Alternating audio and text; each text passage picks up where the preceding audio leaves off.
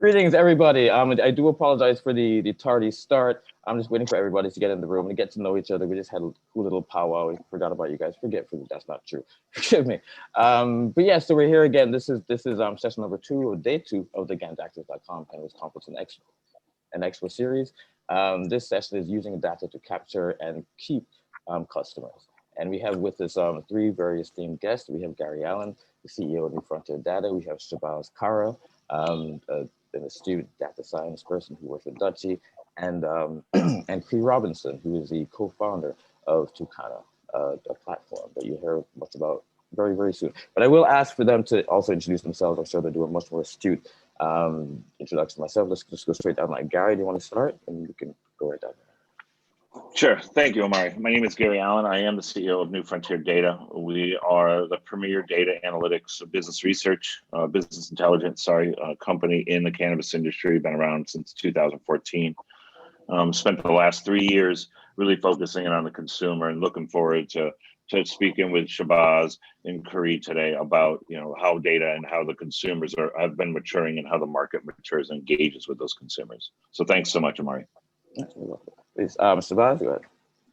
Hey, everybody. Amari, first and foremost, thanks for putting this together. It's challenging to get people together, especially as the world opens up, and we're in this gray area, so appreciate it. Real quick on me, I love cannabis, I love tech. Grew up in tech and then moved over to cannabis. Especially interested in data analytics, consumer purchases and behaviors, and of course cannabis and how it's going to affect the sporting world. So right now I'm the Canadian sales leader at Dutchie, and check us out at Dutchie.com whenever you get a chance. Great. Awesome. Thank you, guys. And thanks, Amari, for putting this together. Like Shahbaaz said, I just put together a huge event a couple weeks ago, and it was madness behind the scenes. So kudos to you for pulling this together. But hey, everyone, I'm Cree Robinson. I'm the co-founder of Toucanna, which is an operations management platform for the retail sector within the cannabis industry. I also love tech and I love cannabis. So what else is there? But yeah, I'm excited to dive into data here and really just talk through how I've seen the perception of data and the importance of data change throughout the industry from when I started to now. So happy to be here. Thanks, everyone. Well, that's where I'd like to open things up. Is and you have a relatively new platform, Toucanna, which is explain it to me a little bit. But what exactly is Toucanna? Yeah, so Toucanna is an operations management tool for the retail sector. So essentially it helps dispensaries to manage everything, all the important aspects of their business. So that's everything from sales and inventory to tracking their customers, and of course, customer data, workforce management, tasks and checklists, managing their inspections. So lots and lots of data that extends just beyond customers. But one of those essential types of tools similar to Dutchie and New Frontier that really helps those sectors to run successful businesses. Well, this is, I love the fact that all you got to say data, and I'm saying data, and it's just natural for me, but everybody's still the same word. but no, see, that's what's interesting to me. So a management system, because even Gary was just talking about how they can even predict growth and so on and so forth. How does tech and data merge? How does that, I guess, feed the other? How do you merge the two? Yeah, so tech and data, so that's a really good question. Essentially, if I understand correctly, from all of the tools that Gary, Shahbaaz, and I use, we essentially collect that data. We collect that data, and then we make sense of it for the customers, right? So if a particular retail, they're getting, a certain population of customers and they're buying the same type of product, we have tools that can give them reports, for example, and say, okay, at this time of year in June, you've got millennials that typically like this particular strain. So then that can help them, for example, to change their marketing if they need to. So we just collect a lot of data essentially, and then help make sense of it for our customers. And I guess Gary, you mentioned tell us about New Frontier Data. I know you collect quite a bit of data. You do not do any point of sale systems and so on. So you supply data to point of sale systems, to, I guess, governments and so on. What's your role in the data collection and disbursement, I guess, in the industry? How does that work? How does that relationship work? Absolutely. So New Frontier Data, our aspiration is to be the nexus of data for the industry. So what does that mean? So the question that you asked, do we supply data to POS systems, to governments, to operators? The answer to that is yes. Right? Do we collect data from governments, from POS systems, from operators? Yes. And so New Frontier Data, we've been around since 2014, as I mentioned earlier, and the maturation of technology and data understanding in the industry has been astounding, especially over the last 3 years. The first couple of years, collecting data in this industry was very much a relationship and phone call and handshake, and we sent a team of people. By example, we sent a team of people out to Humboldt County for 3 months. And they lived in Humboldt County for 3 months, met all of the growers, got familiar, got the trust of those growers. And then we were able to collect the historical data. And obviously when the industry started, data was the equivalent. I always say, if you were keeping your data, basically you were keeping your indictment. And so the idea of watching an industry transform in 7 years from that mentality of opaque and secrecy to understanding that platforms like Cree's platform, and especially with the strength and ubiquitousness now of Dutchie, the platforms being able to share data, understand that competitive data is almost, for the retailers, it's almost table stakes now, right? So understanding what foot traffic is in what areas of which markets, what types of products are selling best. All of that information is very important to operators. And so New Frontier Data, we've really matured with the industry. We started off with macroeconomics in the investors and the policymakers. We then went to researchers and education institutions, and we continue to grow. While we continue to grow those capabilities, we have over the last 3 years really matured into consumer understanding the consumer, and doing that through really vetted and regimented data collection. And then, as Cree said, the analysis is the most important part, because if you're not developing insights for your consumers, and you're not making sense of the vast data that they are collecting, then you're just another platform, right? So all of our platforms have to be intelligent, insightful, prescriptive to the consumer base that they're serving. Right. And Shahbaaz, how did Dutchie establish such a large footprint? Because as Gary was saying, it's initially a lot about relationship building. I'm assuming you've been around since roughly around then with Dutchie. So how did that roll out? Do you want to? Yeah, I really like your question, the variance between tech and data, and how the two of them play with each other. So I'll speak about Dutchie in a second, and I don't want to take too long. I want to try to be concise, but that's right. You are also short on time. Everybody, Shahbaaz will be leaving us early, so please address the question. Yeah, sorry. Apologies, but I just managed to move the meeting back a couple minutes, so I think I got a couple extras. But real quick, tech and data. There's the one piece which is evaluating the technology, and then there's the other piece which is actually using the technology. And I think that's a big gap in cannabis today.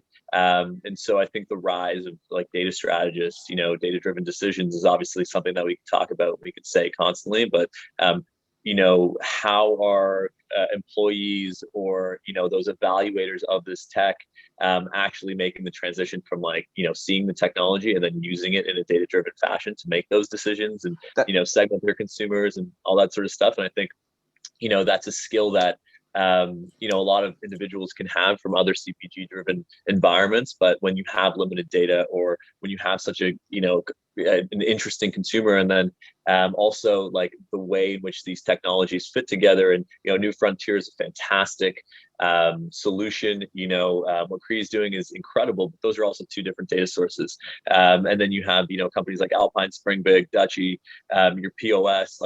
There's this need to kind of centralize the data, which, that's what I think is, really challenging for the industry today. And so getting from tech to data, there's this gap.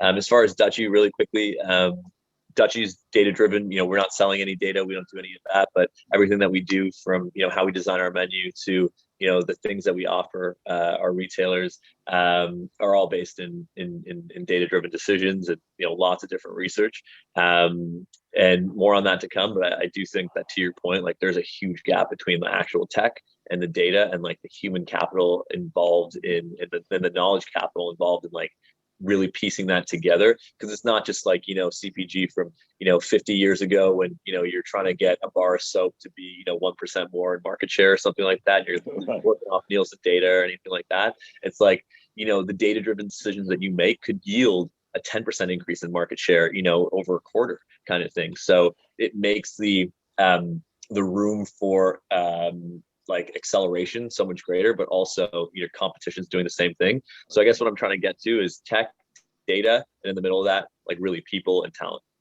That was exactly my question. Sorry, yeah, go ahead. Sorry, Omar. I think Shahbaaz brings up a really good point when you talk about market share, and I think Cree, for what you guys are about to do, I think it's really important. For example, we ran an analysis on every retailer in the United States just about 2 months ago, and the best retailer captured 21% of their market. There's a huge amount of white space out there, and what Shahbaaz was talking about, where the old CPG understanding of small incremental growth was sufficient, because the industry is nascent and it is still growing, and it's still in that explosive growth period. The opportunity for operators lies right. The identification of opportunities lies right in that data. Right, when and I'm not going to name the brand of the retailer, but when a very large retailer who is making millions of dollars a month in revenue still only has 10, 15, 20% of their market, the white space opportunity there is immense. And the ability to understand that data very, very fast. Our respective systems and our respective teams are really tasked with making that information available and actionable to those operators. That would be the next question. I mean, I guess for somebody like Cree, or even it's like a management platform. This is not even customer, reading customers and so on and so forth. Which is what people think when you think of data. Oh, it's like Facebook and Twitter. They're just reading our stuff, so they want to sell us stuff. For a management platform, what kind of data? Because what type of data would help a management system as opposed to, say, a marketer, someone who's trying to establish market share and so on? What's different data sets are you looking at, or is it pretty the same? So just making sure I understand. So your question is, what's the difference between the type of data that someone in management versus someone in marketing would want to look at? In a systems management platform as opposed to a POS platform. It'd be completely, I'm assuming, I don't know, I'm asking. Gotcha. Okay. And so I just want to touch on something that Shahbaaz said when it comes to the centralization of data. I think that's really important. That's one of the things that our platform is trying to do, is instead of having, all of these siloed different pieces of software, we have all of that in one system. So therefore your data is going to be more centralized. And I don't want to get into this too much, but when you start talking about AI and machine learning, that's all data. And so if we want this next generation of technology to be set up, or we want these retailers to have access to machine learning and things like that, we have to have good data. Machine learning thrives off of good data. And if it's separated in 8 different platforms, and it's really hard to combine that data and then have good algorithms when it comes to machine learning. But back to your question, which was, so the type of data that would be helpful for the type of data that we're collecting essentially is from all aspects. So customers, of course, that's going to be important in order to capture market share, but we're also capturing data when it comes to things like inspections. So folks can track their inspections in the tool. So if you have, say, similar violations over the past 3 years, then management can look at that and say, okay, this is where we're a little bit weaker. And this is where we can take our human capital, to a point that was made earlier. And this is where maybe we need to apply some talent in order to fill this gap, so that we're not experiencing the same violation in the future. So therefore we can keep our business successful. So that's just kind of one example. But when it comes to data and the things that you're looking at, it's important to, and I think the industry is getting here. I think I've seen a difference from when we first started, and folks kind of had a very tunnel vision way of thinking about kind of the data that's needed. And now folks are thinking about, okay, well, I need to think about running my business from a holistic perspective. It's not just, okay, what are the customers buying? Or it's not just sales and inventory. Now it's, all right, what is my data looking like in terms of how my employees are performing during the week? Do I have one employee that's performing better on the weekend versus the weekday? So maybe that'll change how I create the schedule. You know what I mean? Like, you got to look at it from all different aspects in order to run your operation in a successful way. Cree, I love that. That's awesome. I didn't know that, you were looking at it like that, you were building that. That's really cool. And I think that like it's super powerful for empowering employees and like really building out like the strongest possible team of talent that you can do, especially because, retail turnover is so high. So having that sort of detailed, data on your employees and your internal staff, and, just being able to like, to drive efficiency with that is really cool. It's impressive. Yeah, thanks. I appreciate that. Right on. And let me ask, Gary, let me ask you this. Again, we're talking about a lot more on the consumer side of data. You mentioned that data could also help with growth systems and even do predictive growth output. Explain that to me, please. Sure, absolutely. So, in Cree, obviously in today's day and age, we can't talk about the collection and analysis of data without talking about machine learning or artificial intelligence. And I think one of the great things about being in this industry right now is that we have to rebuild our supply chains from the mature world here, but we get to shorten the learning curve because we're bringing what we've known from the mature markets into this market. As far as predictive inventorying or predictive growing, AI enables us. So machine learning through ingestion, and then AI through analysis and production. Well, we are able to, and we are testing. New Frontier Data is testing a platform now that allows vertically integrated operators to determine what they're going to grow the season prior, so that by predicting what they're going to sell the season after. Right. So if we know what they're going to sell in November, we can tell them in June what they should be growing, right? And then manufacturing and what their packaging should look like, who they should be talking to, so on and so forth. And so we are really able to, through the true application of machine learning, again through ingestion, making sure that data collection, and Cree talked about this very early on, data collection is the most important part of this, right? And there's a nerds and I am one, nerds we've been saying for years, kind of that crap in, crap out, and that's the cleanest that statement goes. But if you don't collect the data properly, organize that data and make it available to the AI system, then you don't train that AI system in such a way that it knows to go look for the proper data. If all of that works, what you're able to do is actually pretty fantastic. So again, we're able to tell vertically integrated operators kind of through their entire grow to seed to sale, what strains and how much and what volumes they should be growing, what products they should be manufacturing as a result of that grow, when they're going to sell and where they're going to sell that. In one of the operators that we're testing this in now, they have obviously multiple retail locations in one state, but the products that they're manufacturing, they distribute evenly throughout the state. Oh. Well, we've kind of been able to go in and show them, well, that doesn't make sense based on the population that lives around each one of those dispensaries. And so again, if the data is collected in a normalized, a standard normalized way, you're able to produce some really incredible insights and really efficiencies that can come if you're, back to what Shahbaaz said earlier about the old CPG method of trying to get 1%, 2%, 3% incremental increase in sales. If you're able to show a 10% increase in this product on store number 1 and a 10% increase in a separate or different product in store number 2, but you're only inventorying to that capability or to that sales prediction, then the efficiency you get in costing, the efficiency you get in marketing, the efficiency you get even in human capital and deploying human capital, it really makes that the incremental marginal lift huge.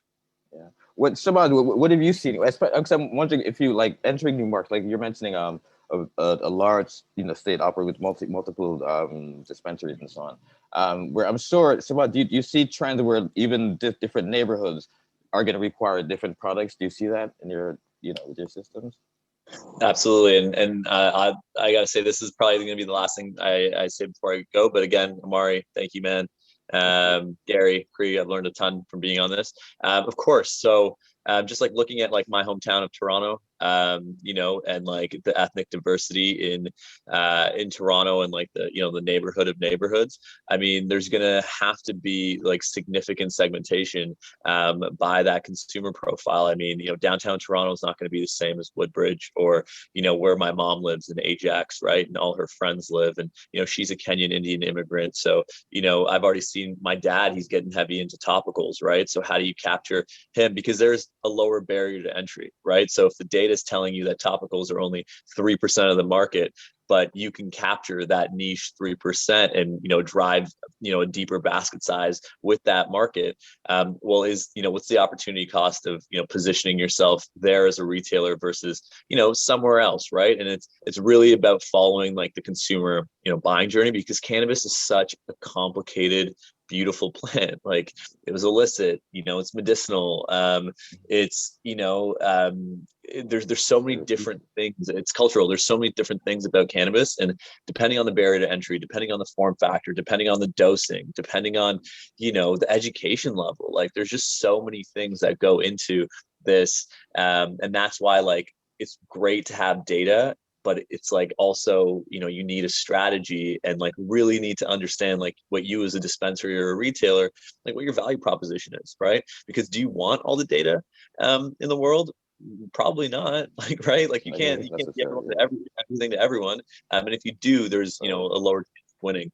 And shameless plug on Dutchie, one of the reasons I love working at the company is because it's one thing to be ruthless in your focus, or say that you're ruthless in your focus, but Dutchie's been really ruthless in how they've kind of focused on building out the e-commerce and now the POS landscape. So just food for thought in the sense of like data's great, but like this the type of data and how it really matches to your persona and what you're trying to achieve is even better when you marry the two. More on this conversation. I can't wait to chat. Yeah, we're more talking tomorrow. That's right. Thank you so much. Thank you for your time. Take care. Thanks, Bye. Shahbaaz. See ya. All right. Well, actually, I'm gonna throw that back. I'm gonna throw a question out to you, Gary. So what happens when a multi-state operator now is moving into a new state? You've collected data from various other states, surrounding states, and so on. This is now a new state. How well are you able to guide their successful entry into that state with your data collection? And have you failed? Have you missed the mark at any? Will you say that? I don't know. Well, I don't. To the blunt answer to the question is no. We really have not missed the mark. We, like I said, we have matured with the industry. Right. In 2015, when investors would come to us and ask us, okay, we're going to go for a license in this state. It's a very, very macroeconomic market entry, very methodical research into that market, and we would build scenario-based market entry deliverables for them, and then they would pick the way that they wanted to go based on the money that they had, the risks that they were willing to take, and so on. Today, it's much different. Today it's when you look at the population, let's say it's a retailer, right? So you said a multi-state operator. The question was a multi-state operator moving into a new marketplace, right? First thing you're going to do is define what that market is. And if it's a retailer, the market consists of the consumers. The consumers make the opportunity. And so the way that we start any project like that is we look at the data first, which is population, then the propensity, right? The probabilistic data of how much, what part of that population are going to be cannabis consumers. We have modeled every single market in the United States and 70 some markets around the world. We sell data in 125 markets around the 125 countries around the world. And so we have a lot of experience and therefore a lot of data. So market entry is it's one of those sweet spots for us. And we've actually gotten to the point now that if it is an operator where it used to be a very consultative, human capital intensive, expensive process to do, it's now almost all data, right? Oh, so okay. Somebody types in, basically, gives us a zip code, gives us a dollar amount that they're going to be investing. We give them five locations, basically, or 6 locations based on priority. I mean, we prioritize them based on their specific needs, and from there the data can flow. We can give them population size, the breakdown of that population into medical consumers, recreational consumers, health and wellness consumers, BMW buyers. It doesn't matter. Right? Okay, we can tell them everything they need to know about the consumer around that particular dispensary spot, and then also help them build their predictive or their revenue projections based on the types of consumers, the types of products that those consumers want to consume. We have over the last, over the last 3 years, we've actually interviewed more than 20,000 consumers in live 20-minute interviews, and surveyed them in 4 or 5 now different surveys. But we've also analyzed in excess of about $8 billion now in shopping carts over that same period of time. And so when you put those two data sets alone, just those 2 data sets alone together, the amount of consumer intelligence you get is amazing. So market entry becomes actually almost an AI result. Okay. And this is, I guess, relatively recent, because I mean there are a lot of poor projections in the past. I mean, what was the reason? What was the reason for the explosive projections in like 2015, back in the day? What was the reason for that? Well, I think one of the reasons was, and Cree, I'm not meaning to monopolize the conversation. I think one of the reasons was that and still to this day, most market research companies in this industry, they do not understand how to differentiate the illicit market and the legal market, right? And so it's a huge, it's a huge undertaking, and it took us about 4.5 years to build enough models to get comfortable with modeling the illicit market. And if you don't model, the problem is if you only model the retail markets, right, the legal retail market, you get linear growth. If you understand the total market and you understand the dimension between the illicit and the legal and the percentages of those, then you get more 3-dimensional. You get the ability to do more of a 3-dimensional model. For example, there's an old adage which actually rings pretty true: 80% of all cannabis, sold or grown in California winds up in New York. Right. Yes, I've heard that. It's not an adage. Well, it's probably the truth. But yes. It's actually, it's really true. Yeah, right. So we'll give you. So last year we did $20.3 billion. Right. We believe, and we've modeled that $20.3 billion in legal retail sales in the United States represents about 30% of the cannabis consumers. About 70% of the market is still illicit. So right, really, and there's a number of reasons for that. And so I think the original question, why were some of the numbers so huge in 2014, 2015? Because people would do a very easy, and I think Cree would agree with this, people will do a very easy population model. So, for example, 235 million Americans are above the age of 18. Okay, well, great, let's start there. Right? If we start at that number, and we know the average consumer spends $159 a month, well, then there's a number, and that number is huge. Right on. Well, it's a lot more complex than that. And so I think that's why the numbers have reduced, as far as the sexiness of the number is reduced. But realistically, there was about $80 billion of cannabis sold in 2020. That's still right. Only 20.3 billion of it was legal. Only 23, right? Only, right? Yeah, right on. Cree, let me bring in real quick because we do have another session starting in just a few minutes. I guess let me just round out the question with where do you see? I asked another session as well. What's you were talking about? What is missing in the links between? Sorry, let me bring this in. So what's missing in the links between tech, cannabis, and that? So what are the trends in tech and cannabis that you would like to see coming? With inclusion, of course, incorporation of data and AI. What are we looking at in 5 years from now? With what kind of an industry, tech-wise, AI? I mean, am I going to walk in and say this? Just go to my phone and say this is the kind of mood I'm in. I'm kind of irritated right now, and they can say, okay, Mario, look, you need to have just eat this gummy, and you'll be fine at 5. I mean, what's it going to be? What's it going to look like? Please. That's a good question.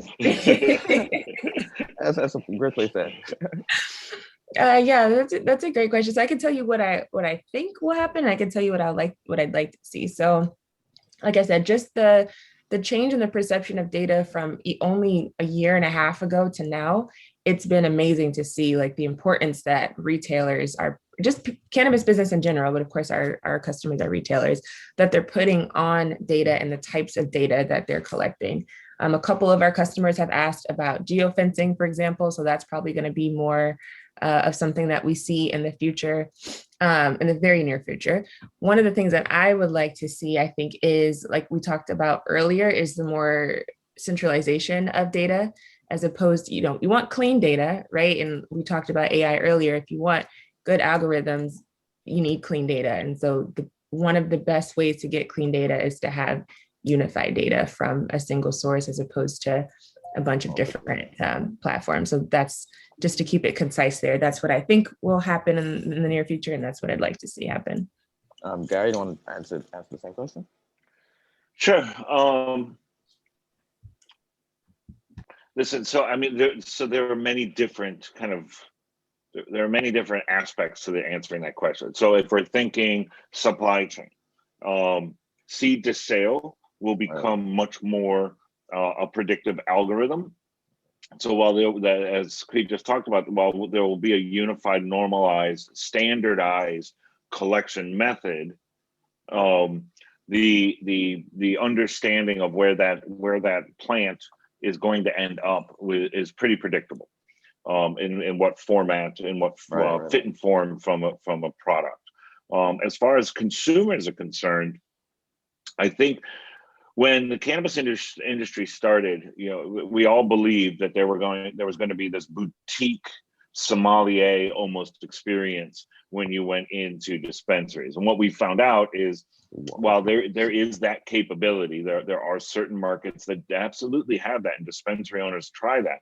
The rule of business, of profit, dictates that this is still a value-based market, just kind of like every other CPG market. And then in that, the maturation of our consumer understanding will lead to a really cool boutique sommelier-like cottage experience.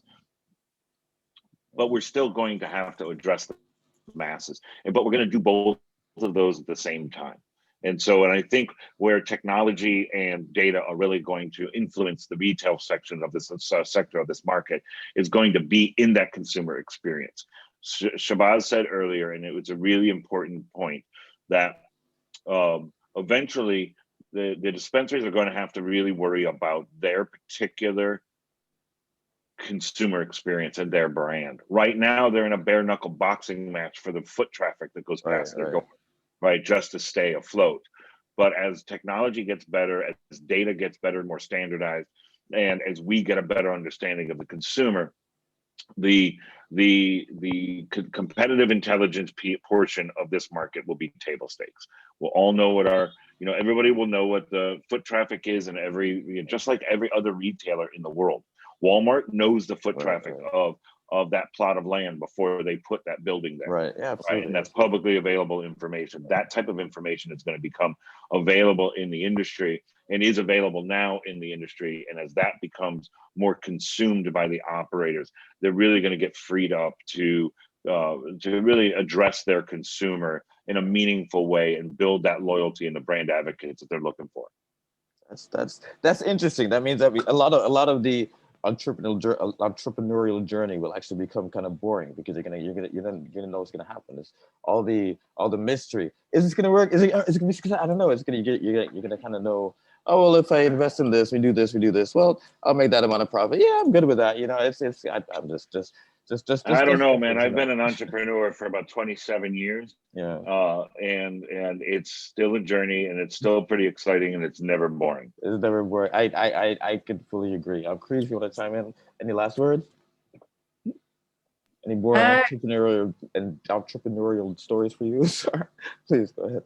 Yeah, no, I think, like being an entrepreneur, especially in this industry, really, we can use data to predict as much as possible, but at the end of the day, this industry changes so rapidly. So I always feel for, especially operators, because the legislation changes so quickly and they have to keep up with everything. But all that to say, we can predict as much as we can, but there's still so much unexpected, I think, that we're in for. So I think we just got to be as agile as we can and try to keep up and stay ahead of the curve as much as possible. Right on. All right. I do need to wrap things up. On that note, thank you very much to Gary, to Cree, and Shahbaaz. Shahbaaz had to leave early. This is a great session. I wish it could have been a little bit longer, but we do have literally at 12 o'clock.